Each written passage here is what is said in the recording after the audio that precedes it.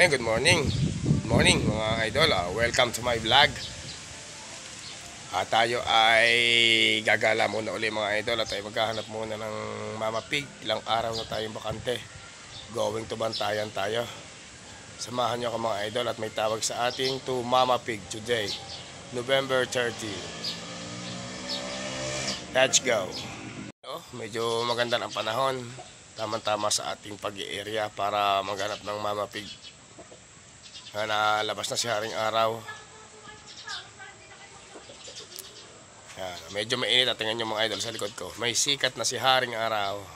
Masarap na naman mag-area ngayon paghanap ng Mama Pig. Idol, kagara ng lagay ng baboy nasa piggery mga kaporky. Pwede pala ito oh. Parang lagay ng manok yung lagayan nila oh. Ano kayang dahilan nito mga kaporky kung bakit ang mga baboy ay nasa loob ng tangkal? Parang lagi lang mga idol ng manok eh oh. Tingnan nyo mga kaporky. Siksikan sila sa tangkal. Ano kayang dahilan nito? At dito sila nakalagay. Itong itsura oh. Itong itsura mga idol oh. Yan, nasa loob niyan ang mga baboy. Siguro nasa mga 50 kilos kada isa. Bali 7. Siksikan sila oh mga idol oh. Siksikan. Siksikan sila. Pero man mga kaporky, mga idol oh, muli nagbabalik si Boy Baboy. Itong ating bibilihing Mama Pig today, ngayon November 13. Alamin po lang natin kung magkano ito. At medyo may gulang na po ito, kaya po ibinebenta. Kaya po siguro ay nasa mga 10 ng pag-aanak, kaya kailangan ng palitan. Dahil matanda na. Kung sa kuwan po ito ay lola na. Parang bagong walay. Bakit ang suso niya ay ganun?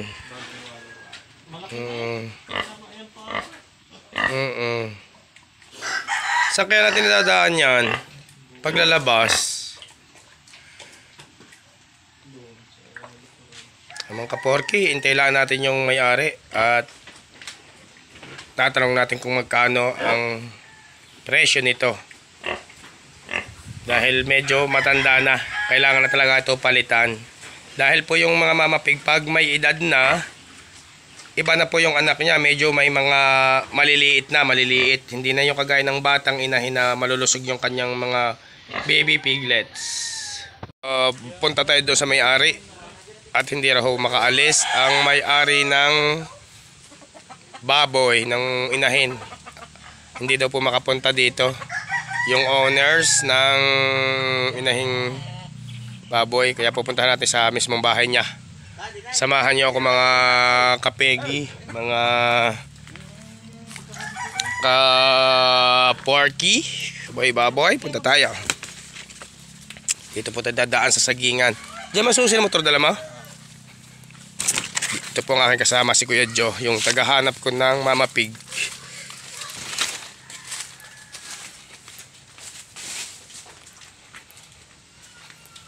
Sa sagingan na dumaan si Idol.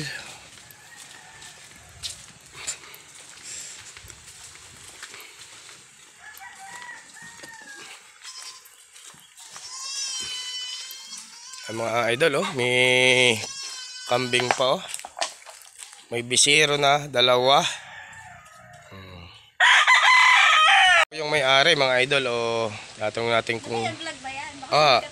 Vlogger ho. Si Boy Baboy po sa YouTube. Ay ate, kami pwede magsabi doon. Sa inyong inahin yun. Pwede kaming magsabi.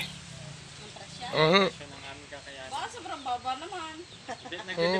Didependehan natin sa size siyempre ho. Kung yun eh. Pwede naman po. Kung magkakasundo daw po tayo, mga idol, di tayo magsasabi. Nariyan na yung truck natin. Pasisilip natin yung ating Mama Pig. Kung aari sa mga ito. Kung aari kaya sa mga tropa. Let's go. Mga mga idol, mga kaboy baboy, mga ka-party. Ito ang ating truck para kunin yung ating Mama Pig. Si Boss Alvin ang bago kong buyer. Kumpare ni paring Bidek. Ayan. Shout out kay Diana, ano? Shout out daw po kay Diana, ano? Diana Lynn, anong pilyedo? Diana Lynn Francisco. Shout out daw from Alvin, Talagtag. Ayan. I love you daw, idol. Talagang wala na raw iba, kundi ikaw lamang, from Boy Baboy. Yan. May nasuso pa pala mga idol na biik, mga ka-porky. Ay binibinta na dahil yung mga baby niya ay pangwalay na at saka medyo may edad na. Kaya binibinta na may-ari. Kung sa tao ba ilola na, kaya kailangan nang i-dispatcha, matanda na. Idol, uwi na tayo. Hindi natin nabili yung Mama Pig kasi mataas ang gusto ng may-ari. Tawad natin 14, ang gusto niya ay 16. Inaabot na tayo ng ulan mga idol. Ambon lang ay inaabot. Uwi na muna tayo at magtatawag na lang muna ulit tayo ng ibang Mama Pig, ibang inahin, mga ka-porky, mga idol, Boy Baboy. Ka-porky, andito na tayo sa bahay. Basa si idol, Boy Baboy, at inabot tayo ng ulan. Hindi naman natin nabili yung inahing baboy or Mama Pig dahil nang mataas ang gusto ng may-ari. Ang tawad natin ng 14k, gusto niya ay 16k. Bawi na lang tayo sa iba mga idol. God bless all.